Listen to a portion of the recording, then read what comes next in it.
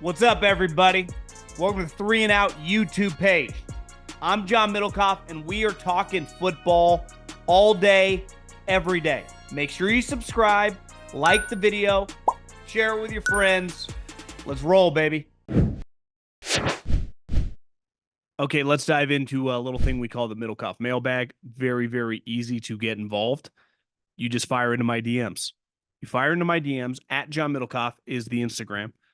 And get your question answered here on the show. So, yeah, doesn't get any easier. I don't think there could be any easier way to communicate unless you don't have Instagram. You try to send me an email, and then it kind of gets lost in the shuffle. Question for the bag. I heard you say on today's podcast you were in on Love. Who do you have more faith in? Or who are you ready to pay, Love or Purdy? Well, I don't have to pay Purdy for a year, because I wouldn't be that comfortable. I'm not comfortable paying either. I like paying guys after a longer sample size. And Jordan Love's doesn't get any smaller, right? Half the year, he wasn't even any good. After the bye week last year, Gutekunst said, yeah, these 11 games are going to define our situation moving forward. And the kid answered the bell. He was freaking awesome. This is not a cop-out, because Love is more gifted than Purdy. I think Purdy has proven to be the ultimate Kyle Shanahan player. I feel great about both. You know why? Infrastructure, the team, the coach. Think about Kyle Shanahan, you could argue, is, for me, he's the second best coach in the league. But if he's in everybody's top 5, their defense is awesome. The infrastructure is there. So how would you feel bad about Purdy with Kyle Shanahan? Just like, how can you feel bad about Jordan Love with LaFleur? LaFleur resurrected Rodgers' career. Then they got rid of him after drafting this guy, like he was part of it, and then proved that he could coach him. How are either guy going to fail? There's more question marks with Love. He's just played less games. Purdy's played more. Not by that much. I mean, Purdy played, 6-7 games his first year, including the playoffs. And obviously this last year, full-time starter and 3 playoff games. So that's 17, 20 games. I don't know the exact number his rookie season, because he got thrust into it when Jimmy broke his foot against the Dolphins. But Purdy's game translates. Because he's a good decision maker. I've seen him handle adversity. He's accurate. He's mobile. He can play with guys who can't run routes. He's got one legit receiver. Debo is much more of a behind the line of scrimmage. His coach is always going to have a really good run game, where Love is much more of an explosive playmaker. I think they're both going to be really good players for a long time. I would bet on them, partly because one's with the Packers and one with Kyle Shanahan and the Niners. And for the last 30-plus years, quarterbacks have dominated with the Packers. And as we learned last year, it doesn't look like it's going to slow down. And Kyle Shanahan now has a long history of quarterbacks do well for him. Specifically this guy, who is excelling. With training camp starting, I can't think of the mood within the Cowboys. I can't help but think of the mood within the Cowboys locker room. I've been watching receiver and the Giants Hard Knocks, and you get a sense that juice or good vibes contributes a lot to the level of success in the NFL. I just don't see any juice being stirred up in the Cowboys locker room with a coach and a quarterback with expiring contracts. In your opinion, is there a connection there? If things were to go south, it would be a disaster. I'm sweating. If they were to get off to a bad start, it would snowball. To me, there would be no overcoming it because of the contract situations. But if they're good, if they're doing what they've done the last 3 years, I don't think it matters at all. At all. And to me, the good vibes, you get good vibes when you win. No one has good vibes when you lose. The NFL sucks when you lose. In baseball, you can be a shitty team. Every day you're going to the yard having a good time. Not a great time, but it's I'm trying to get mine. It's not how it works in football. Coaches are miserable. Players are miserable. You're getting your ass kicked every Sunday. If the Cowboys are competitive, it won't matter one iota. Now, it will at the end of the season when it's like, do you lose in the first round of the playoffs? Do you miss the playoffs by a game? Then, yeah, that would factor in. But I would say until the end of September, unless you're losing, they're going to be fine. Question for the mailbag. What are some of your favorite bets for the season to gamble on? For example, Super Bowl winner, MVP, Defensive Player of the Year.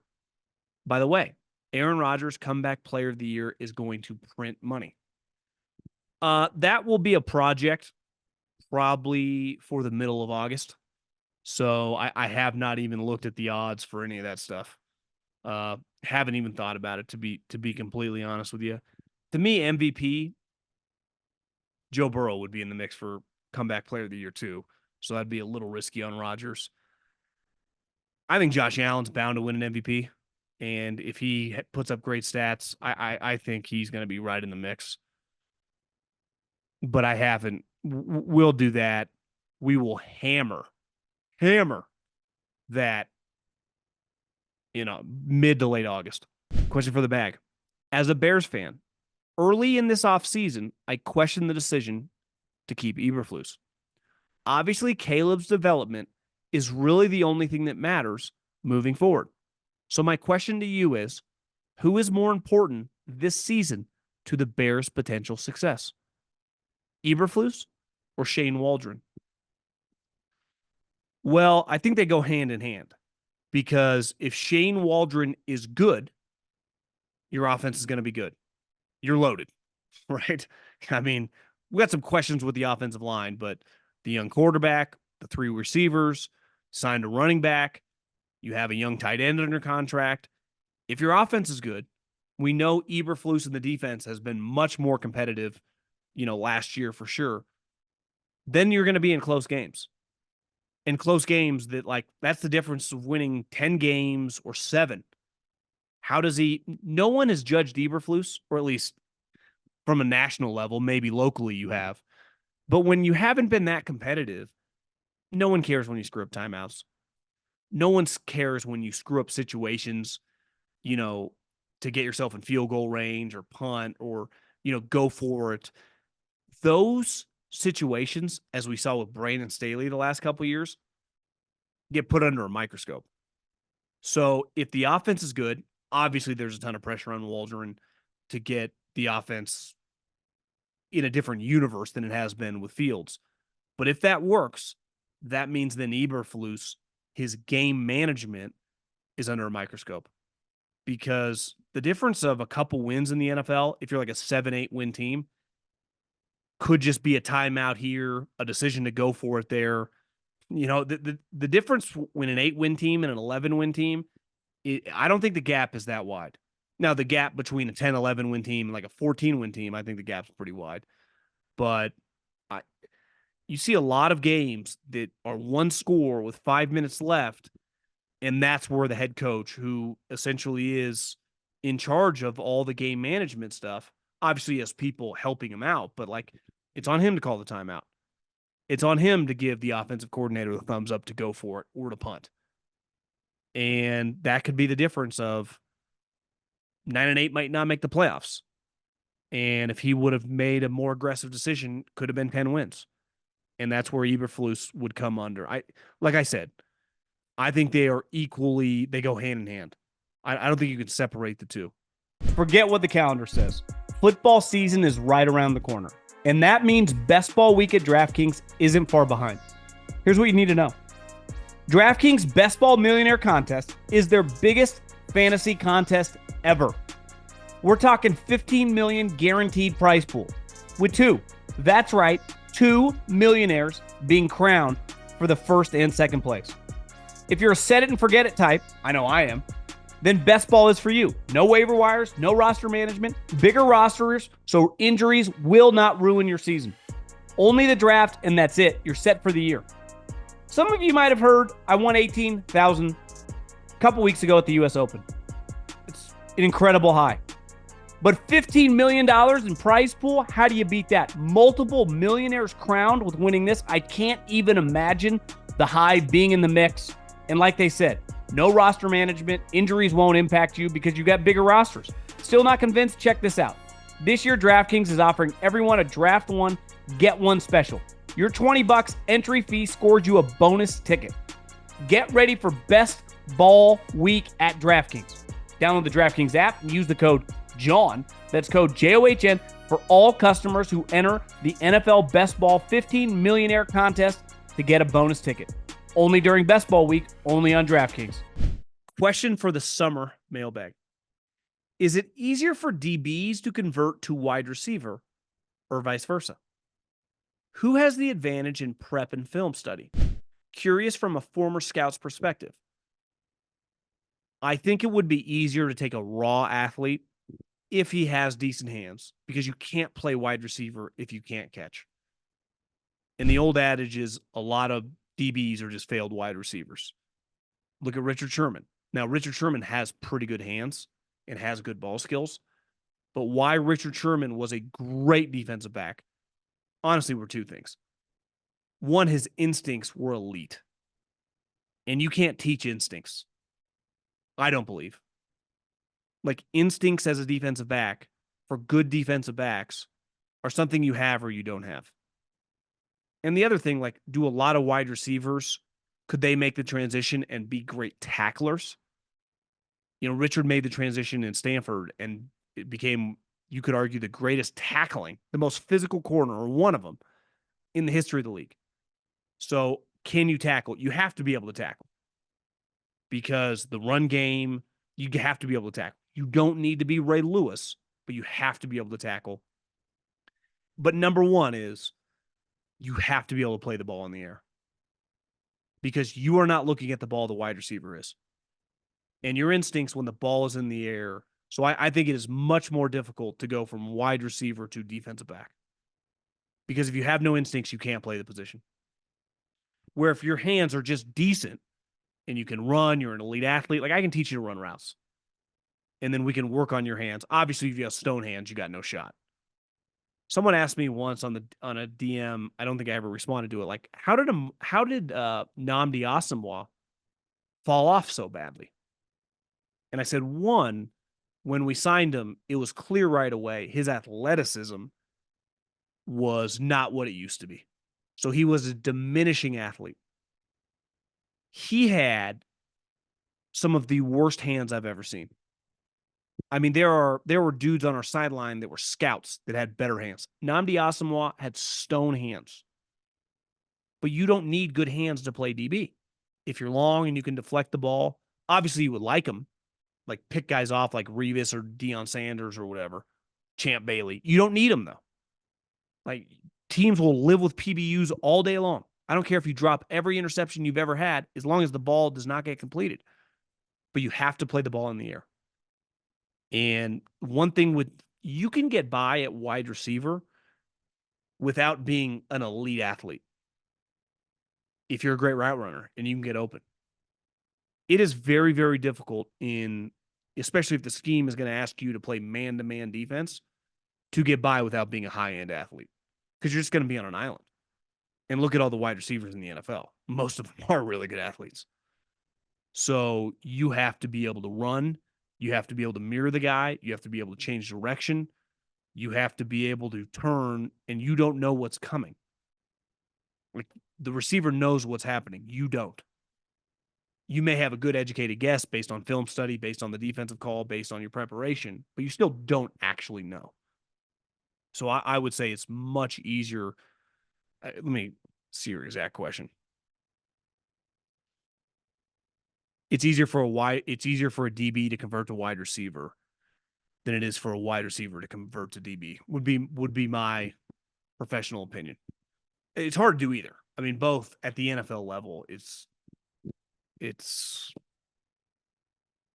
hard. Can you weigh in on this? I'm a Titans fan, and it was just reported that we turned down a 4th-round pick at the deadline from the Ravens for King Henry. I go on Twitter, and fans are outraged.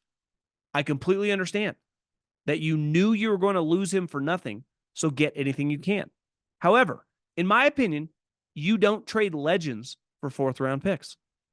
I hate the double standard of how fans want every pick during the draft and trade all your picks during the season. What's your opinion? Yeah, I mean, I think because he signed a pretty good deal, they're going to end up getting a comp pick that might be a 5th or 6th round pick. What the hell's the difference? Right? The Ravens were in the AFC Championship game, so that pick's at the end of the 4th round. It's essentially a 5th round pick. I don't think it's that big a deal. If you didn't want to trade him, to me, once you get him the second day, I'd say that's kind of gross negligence. But when you're talking a 4th round pick from the Ravens, what pick is that? Like 140, 130, something in that range? I don't think it's that relevant. I don't think it matters that much either way. And like you said, Vrabel will still get there. That was his guy. I'm fine with not trading him. Hey, John, congrats on the engagement. Appreciate it. Question for the mailbag. I'm thinking of getting into sports betting. Any suggestions where to start? What type of bets? Who to follow, listen to for advice? Bet sizing, any info would help. Obviously, gambling at any level. I went to Harvey's the other night because we went to Lisa Vanderpump's restaurant. It's called Wolf. It's actually elite. I've watched a little of Vanderpump last year. By no means do I really care that much. It's kind of entertaining. Then it got really drama filled, and I'm like, I can't even follow this. I will say this about a restaurant at Harvey's, State Line in Lake Tahoe. Restaurant is really, really good. Well, it's in the casino. So it's like, well, I've just been the last 3 or 4 times. I obviously gamble a lot on golf and during the football season. And I used to gamble a ton on blackjack. And the older I've gotten, I like playing a roulette a little bit, but blackjack, I have just lost so like when Vegas for the Super Bowl, I lost like $5,000 before he could even blink. So it's like, it would have been impossible in my younger days to go through a casino and play blackjack without taking out, I don't know, 4 figures and just getting aggressive. But I was like, you know what? I'll take out a couple $100. I'll play. If I actually got up, immediately doubled, and I couldn't walk away. She was looking at me like, why don't you walk away? I'm like, I don't really walk away. It's why the casino usually takes my money. But it didn't even matter. I took out $250, gambled it, was up a little bit, down a little bit. It was just kind of enjoyable 30 minutes. And I think you have to have, when you're going to gamble, it's relative to how much money you have. To some people, a $100 bet is a lot. To some people, a $100 bet is nothing. And $5,000 bet is a lot. So you have to pick an amount you're comfortable with losing. And when you do that, just start off with not that much. Take, if you can't afford it, a couple $100 and bet like $25 on a couple games. And if you win it, keep letting it ride. And if you lose it, bet the next week. Right? But just pick a number that you can afford, put a little action on it, and see how you feel. And if you feel like I feel, it'll be a feeling that you'll keep chasing the rest of your life. If you don't like it, then don't do it. But, if I don't know how old you are. I do my gambling, obviously, on DraftKings. I just do it online. It's really easy.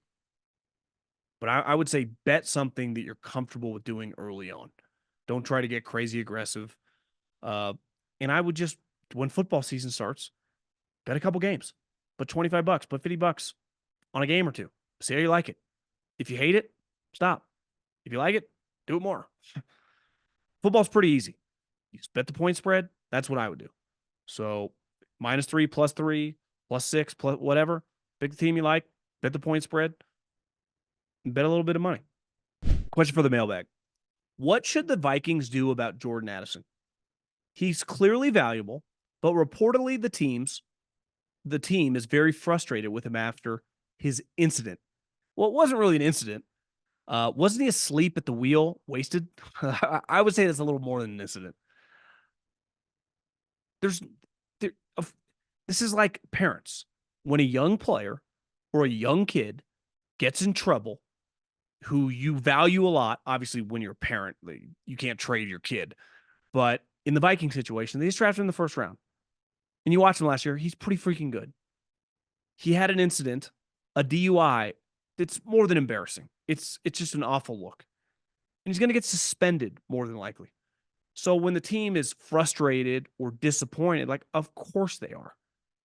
But, like, they're not trading him because Jordan Addison, when you're a really good wide receiver and you were drafted in the 20s, you're one of the best values in the league.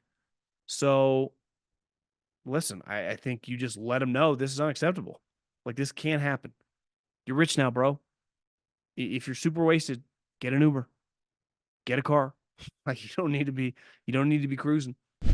Do you think the Jets front office is low key kind of glad Rodgers is stirring up controversy and skipping minicamp and the Devontae Adams teaser? Take some of the spotlight off that clown fiesta of a front office and how truly moronic it was to trade for a player you don't want to pay what he's asking, which is why Howie and the Eagles let him go in the first place. Yeah, man, they can't be not thrilled. If the Cowboys, the Jets are so chaotic that their headlines, people are so numb to now. It's why I don't even think it's a story. I mean, it's obviously a story, but we've had this information for a while. I don't know what anyone expected to change if they're not going to pay him. But if Jerry had done this, if Kyle Shanahan had done this, think of some of the teams if they had done this. If Howie had been on the other side, they would get crushed. If Belichick, when he was around, had done this, he'd be like, "What are you fucking doing?" I can't fathom. You don't get sympathy or anyone that doesn't call you a moron for buying something or acquiring something that needs to be fixed when you have no intention on fixing it, which it clearly feels like the Jets just thought that he would eventually be like, yeah, I'm cool with playing on my contract, even though all I keep saying is I'm not. Man, circus. Part of it, they need him. They just lost one of their better pass rushers last year, the Eagles. Like, he's kind of important. It's why they traded for him. I'm curious if big contracts ever become the elephant in the room when teams are having a bad season and high-paid players underperform. Do players call each other out in the locker room, or coaches make comments in meetings, or is this taboo topic? I can't, I never played in the NFL, so I can't pretend to know the locker room dynamics, but these are humans. So the amount of effort and time that guys put in, that to me, it's one thing. If you're just playing bad because you're banged up, totally understand. But if you're a high-priced player and you're playing bad, and it's like, yeah, I don't think he's working that hard. I think he got fat this offseason. He wasn't ready at the start of the season. Then, yeah, I would imagine that's when fights happen. And this is not these other leagues, man. These coaches, the position coaches, talk shit nonstop 24/7, 365. So if you're a high-priced player and you're underperforming as an O-lineman, as a D-lineman, as a wide receiver coach, as a running back, obviously depends who your position. Some position coaches are less confrontational than others. But if you have a confrontational position coaches, that guy's going to light you up like a Christmas tree. Your coordinator, if he's confrontational, and obviously the head coach, they're going to be in you 24/7, 365. This is not the NBA where coaches everything's just rainbows and lollipops. It's like, I'm not allowed to yell at you. You get yelled at constantly, starting in high school football, through college football, through the NFL. And the moment you get paid, which is an awesome accomplishment, the expectations rise. And when you don't perform, especially if your team's losing, it gets ugly, and it gets ugly fast. And depending on who your coach is, like I said, the hierarchy, the head coach, the coordinator, the position coach, those are long days, man. And you better start performing. And part of it gets back to, are you not performing because you have a high ankle sprain, you're battling through it? They know. Like, totally understandable. But are you not performing because you don't know the playbook, or you're out of shape, or you just don't care that much? That's where, when you cross that line, it's a war zone. And you deserve it, because I don't care what industry you work in. When you get paid a lot of money, expectations are high, and it's on you to give everything you have. And that's all any of us can ever do is give 100% effort, right? If you're not good enough, you're not good enough. It's pro sports. Sometimes you get beat. Tip your hat, right? But are you giving max effort? If you are, I think they understand. That doesn't mean they still push you, but when you start checking some of those other boxes, then you got serious problems on your hands. And that's why you have so much turnover in the NFL, because you don't have much time. There just aren't really scholarships in the NFL. Clearly. I mean, look at some of these massive contracts in recent years that have been traded. Russell Wilson, Matt Ryan, and those are quarterback contracts, which are way bigger than all these other positions. So, yeah, man, I just, it's tough. If you're playing well, you're going to get yelled at in football no matter what. I get yelled at constantly as a scout.